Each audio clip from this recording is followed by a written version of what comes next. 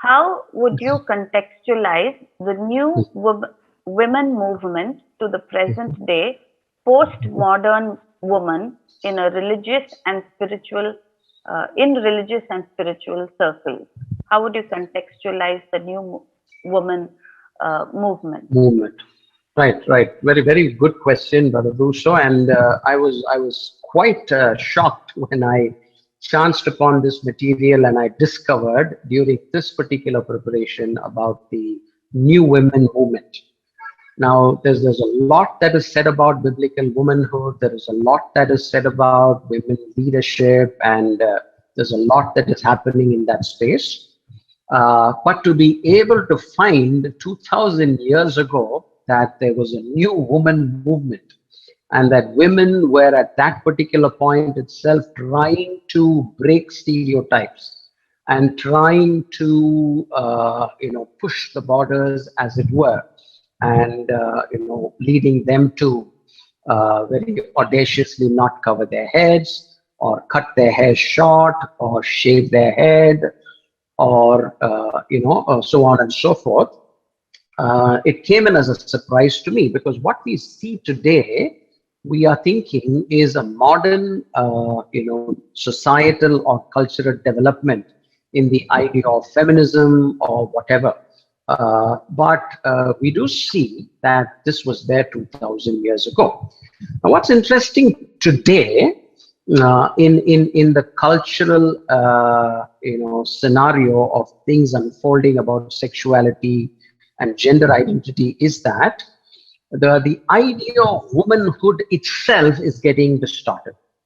Now, there's a very famous documentary that I think all of you that are interested in this question should watch. It is called as What is a Woman by Matt Walsh. Matt Walsh is an author, writer, speaker, blogger. He has released a 1.5-hour documentary about this particular question, what is a woman? So he goes to different places in the United States, East Coast, West Coast, the heartland of the US, and he also goes to Africa, and he asks this one question, what is a woman? And you'll be surprised that many feminists and many postmodern thinkers and many gender study experts and many LGBTQ allies and advocates and many medical surgeons that work in this space are hesitant or unable to define what a woman is, to the point that they get even upset with the interviewer Matt Walsh, and they tell him not to cross lines and ask questions that are divisive. Okay, so that's what we have come up to in our postmodern world. 2000 years ago, it seemed so advanced when I read it. And today, the whole question of gender, okay, the question of binaries, man and woman, is a redundant question anymore. Okay, nobody really wants to know what a woman is. Nobody cares to define what a woman is. You are what you are, and you do not want to be confined in the creative biblical binaries that God seems to be putting forth in the book of Genesis as male and female.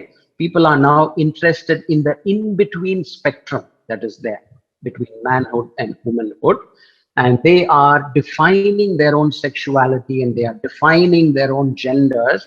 That's a huge and scary cultural movement that is happening.